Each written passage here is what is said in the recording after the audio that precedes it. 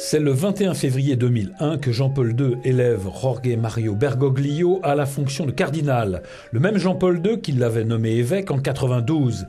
Une carrière météorique dans la hiérarchie catholique pour cet homme que l'on dit à la fois austère, simple et modéré, voire moderne. Une modernité qu'il aurait cachée pour ne pas déplaire à Benoît XVI, pour qui il a une grande admiration selon son biographe. Personne ne l'avait vu venir, il n'était pas parmi les favoris ni les outsiders, et pourtant en 2005, d'après des indiscrétions concernant le déroulement du précédent conclave lors de l'élection de Benoît XVI, il était arrivé en deuxième position derrière le cardinal Ratzinger.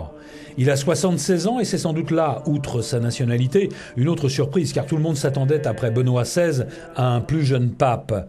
On le dit de santé fragile, adolescent il a contracté une maladie infectieuse respiratoire et vit depuis l'âge de 21 ans avec un seul poumon.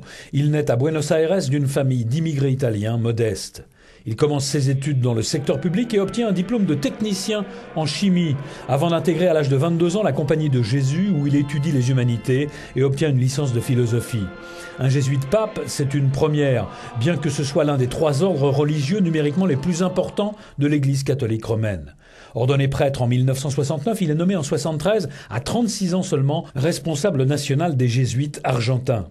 Pendant la dictature argentine, les enlèvements se multiplient et les prêtres ouvriers très impliqués socialement sont persécutés par la junte militaire. 2 d'entre eux auraient notamment été arrêtés, torturés après avoir été livrés par Bergoglio. Lui a toujours démenti.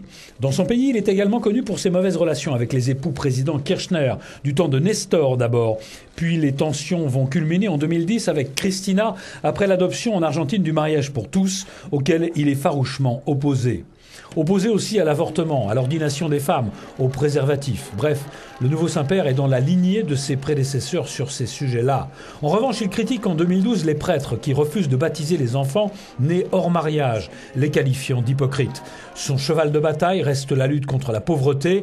Les bidonvilles de Buenos Aires n'ont pas de secret pour lui.